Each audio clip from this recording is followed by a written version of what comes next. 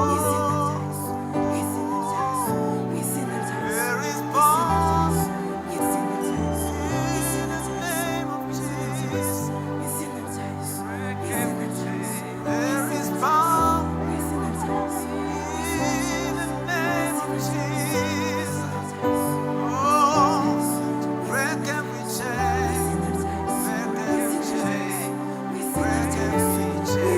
rya Yesu break every chain, break every chain, izina break rya every Yesu chain. izina rya Yesu izina rya Yesu Oh, break izina rya every Yesu chain, izina rya break Yesu every chain, izina rya Yesu izina rya Break Yesu every izina rya chain.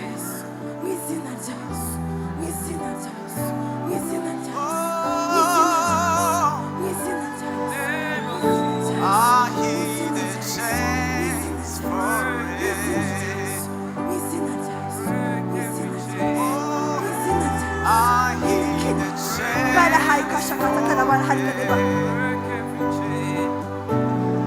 Oh, hanone kimal haika ma haiku deba haika chains ashete falling. nekina malha nekise balha ala kone hedima I kenima ha hear the ashete chains kenima amai hanik atote sheketi baba anone kina mahai baba enine kima haika baba anehena kashakata baba kenina bena haika nima izina rya Yesu izina rya Yesu henina kaiha anone haika nevenina ha ashote ketima anina kamaiha anone kina maha tokenina hanika venina be haikoni malakasi kashobara hoda kina malaka gudu malaka hado kina haski shobara malaka gudu kina malaka hoda malaka hado kina haski shobara hoda kina malaka gudu ba ya hoda ba ona kina malaka gudu shobara hoda kina ba na mahaika na ma ona kina ma jone kina asoshete keti na mahaya na shete keni na haika na honaka avena haika atoteshenaka na henika no hanika asoteshenaka na vema haika na henakina na mena hakasha na mena atoteshenaka Darkness, my God, there is no nekiba hanonema hanineki asheteki hamaya na mena sheteketi no shenekina vemi haikana hanonekina hanina kesa hanonekina na mena haikati hanonekima sheteketi nekema haika zasheteke baba no hena kena ne vena me haika ne hena kaba no keshe nekiba ne vena kona hamal haika no vena hai una ma haika no hashineki ma haika vome aina hakuba hala udaba shenekina ma no henika ba no hese sheteke ba no henika ma vema haika ne henika ne henika ne henika bebe benenika benenika benenika benenika benenika I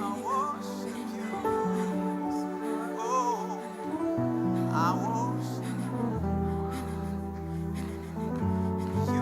Are touching every heart. I worship you. I worship you. Are here. Di munsi igihe ndekina baha di munsi igihe atokeshema ariko nkorera hejuru y'igihe kadibera nonike na marhatikeshe have my hand ukebaraha hone nina mahai kandema hanone setekeshe barhadiba hona kina mana ase murabana igihe kadibera hadiba hone kina marhanikama hane nase barhadikideba hosheteketeba igihe njye ntabwo kibera gutya kadeve ni marhadikideba hanone sheketi baba hanone sheketi keni mama hanone merhani kadiba havenina bena toshete keba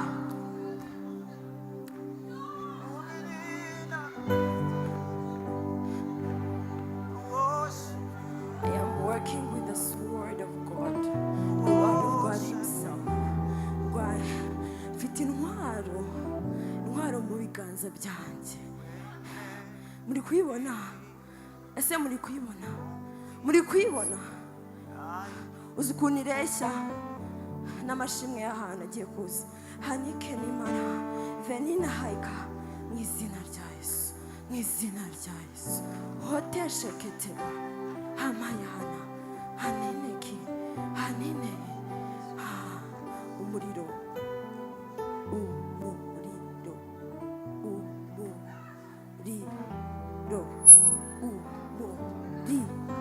umuriro. Mwari mwumva Imana iseka? Uzi ibintu iri guseka? abazimu bari gushya.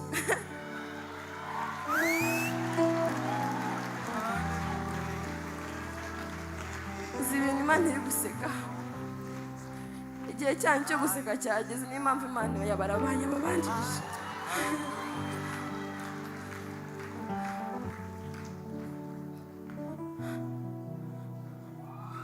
Ati ngo ndirahiye ndi Imana, Imana ya Aburahamu, Imana ya Katike, Imana ya Isaka.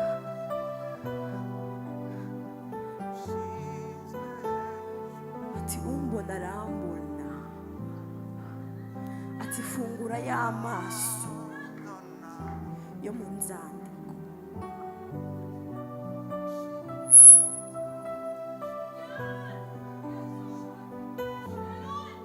Ibiganza byanjye biri gushya, byumva ntabwo muri kubibona ariko biri kuba. Cyo kimwe izo mbaraga ibifite imbaraga biba mu bitaboneka, niko bimeze, niko byahoze, kandi mugiye kubibona. Gasuzugura Imana irakarambira.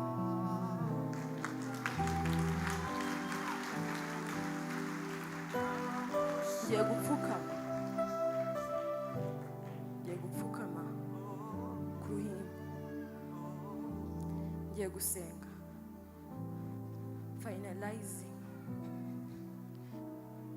I'm going to finalize the battle.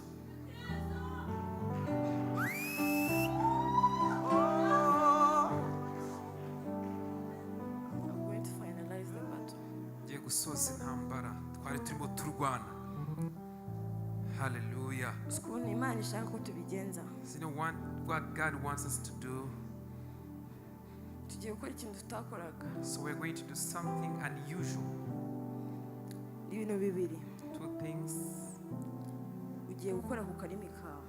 So you touch your tongue. Dusubiremo, ugiye gukora ku karimi kawe, You touch your tongue. ku rurimi rwawe. Nyuma yo gukora ku rurimi rwawe, ikintu cyose uvuga, So whatever you utter, you say with your tongue. ibindi mubikomeze. Ugiye gupfukama. About kneel down. Ejo I gave myself as a sacrifice. Yesterday Yesterday I gave myself as a sacrifice. ejo nitanze nk'igitambo kizima. Niyo mpamvu nitaye kuri kundeba. That's why I don't care. I'm kneeling down Kuko mbona ibitabonwa. because I see what people cannot see. Hallelujah. Imana yabahaye umugisha. Hallelujah. Hallelujah. Hallelujah. Hari nabo Imana yogeje ngo mu mutwe Hallelujah. n'amazi akonje. So I feel the moving of the water. Abo Imana yogeje mu mutwe. So when God has touched Ugenda me. wumva umutwe wawe ukonje. So Kandi if you yabiri feel kukoza. your head is cold, Ni kukoza ibintu byinshi cyane. God is going to cleanse you and wash you. Hallelujah. Because there is a verse ivuga ngo, be careful how you think for you. Iba maso, itonde ukugenda. Hallelujah. Iravuga ngo And it says, ujye uba maso ku byo uvuga kuko ubuzima bwawe. be careful, be watchful. Hallelujah. Shaka ko dusenga. So I want us to pray. Let us pray. Tugiye gusenga. We are about to praise. Tugiye gusenga. We are going to pray. Hallelujah. Kora ikintu kiri physical obedience. Kora ikintu ku mubiri cyerekana physical obedience. Do one thing that shows Kubaha obedience. Imana. Kora ikintu ku Do mubiri something cyerekana that kubaha Imana. shows you obey God. Icyo ari cyo Hallelujah. cyose. Whatever. Hallelujah. Glory to you.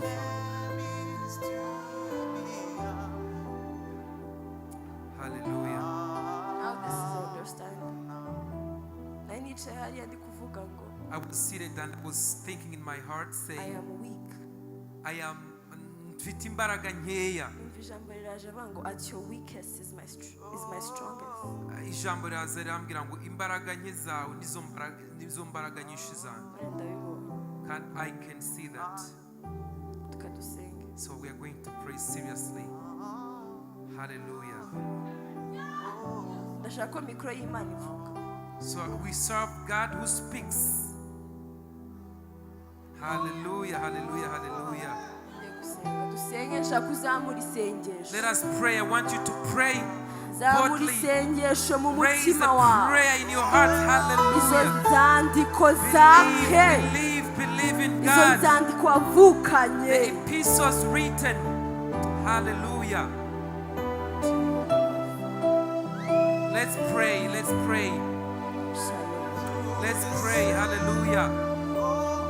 Let's pray. Father, we thank you.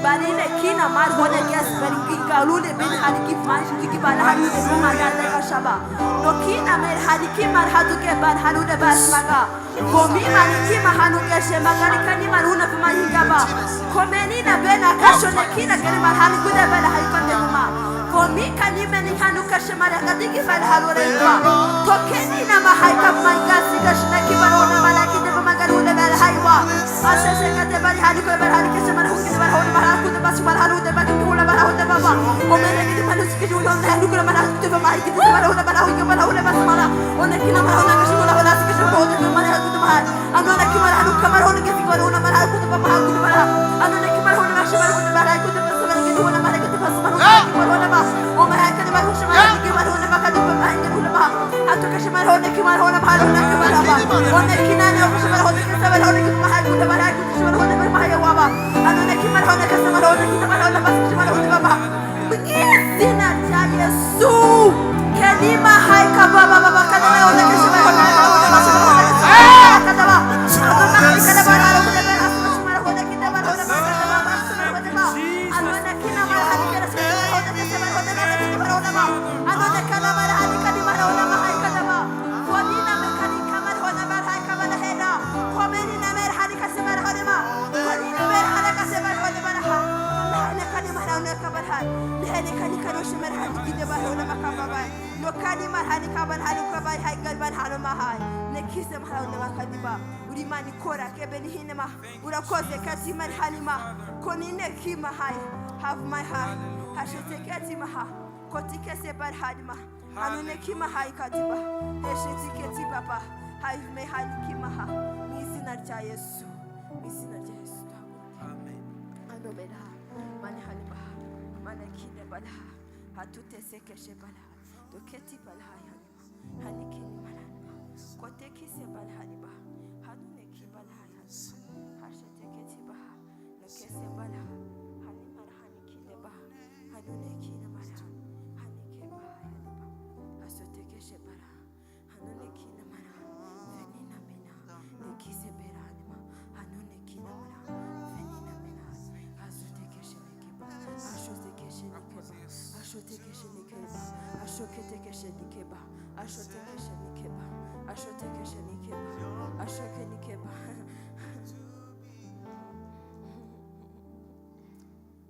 Hallelujah, hallelujah.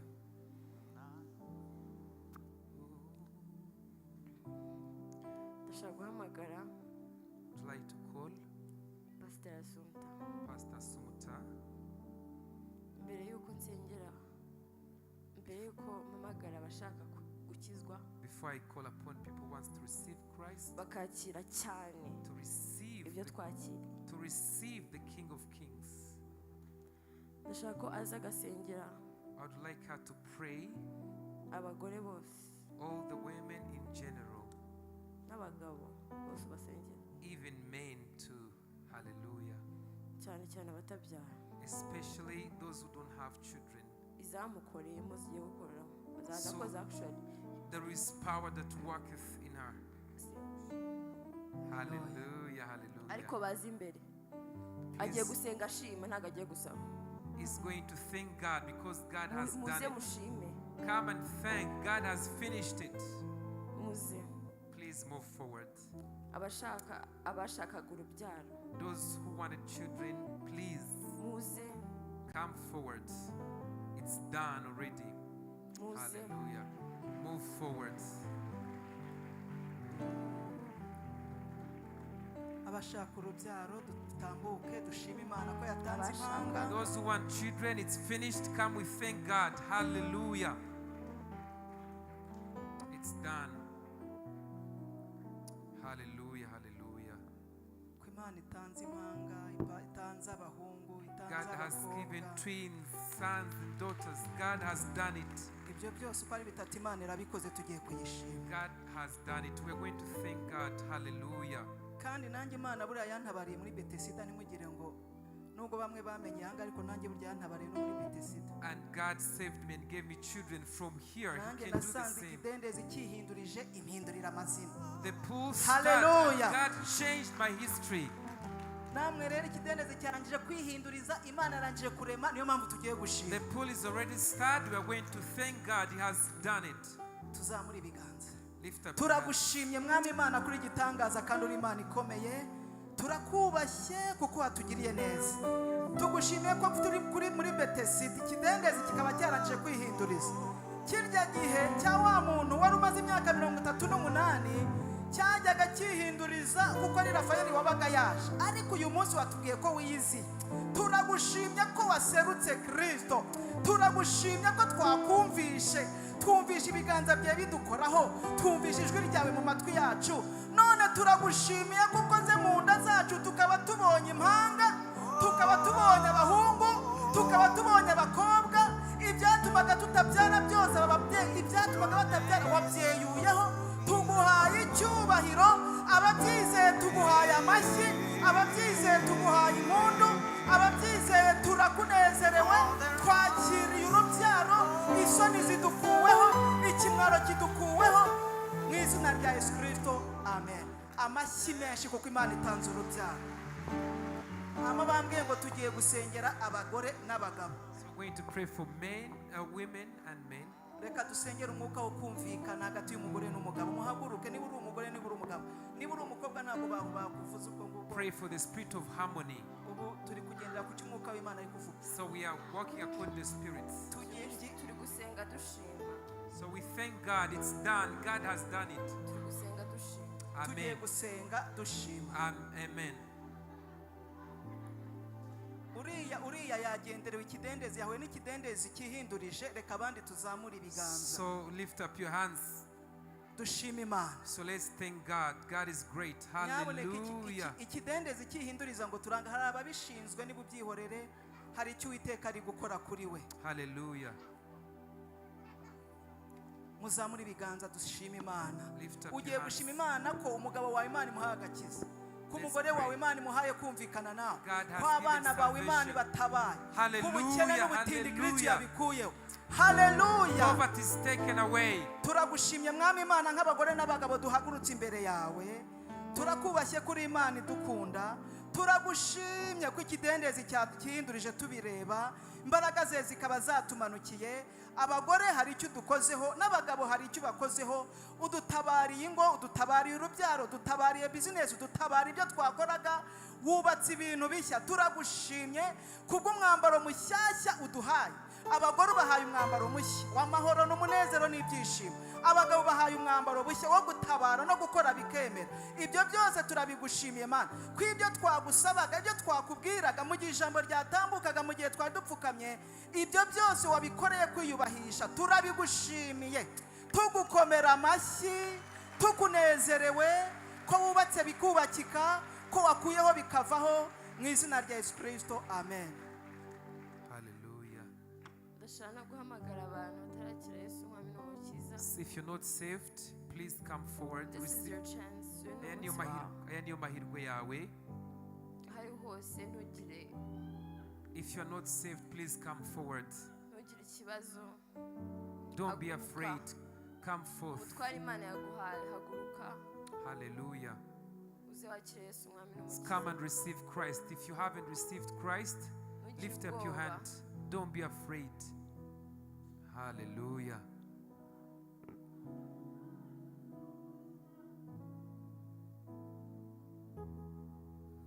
Imbuhari utarakira umwami Yesu umukiza. Please come forward. If you're Hari still ibyawe there, bigutegereje hano imbere. come forward and Ubyakire. receive salvation. Hallelujah. Glory to God.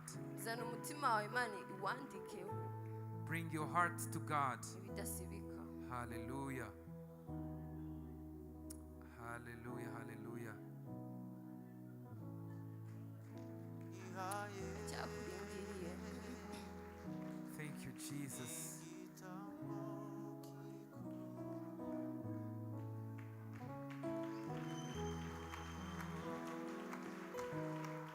Hallelujah, hallelujah.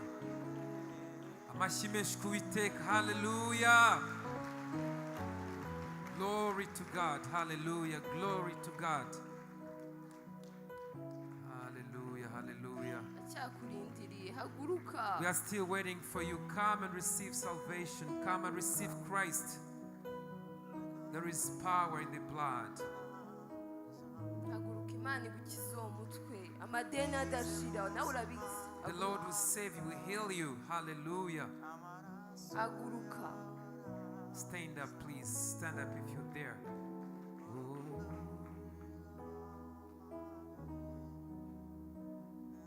Nta wundi usigaye. If there is no one else, hallelujah.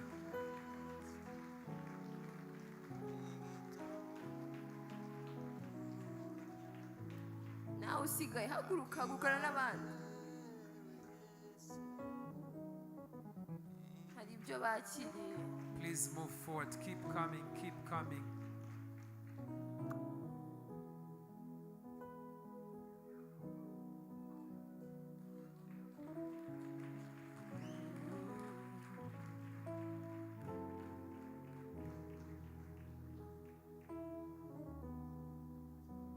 Nimba ari abo. Hari undi usigaye.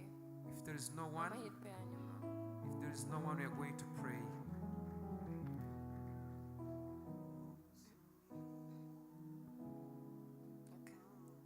Ndasaba umubyeyi wacu I would like to ask our parent. aze amfashe. I would like. Hallelujah, hallelujah.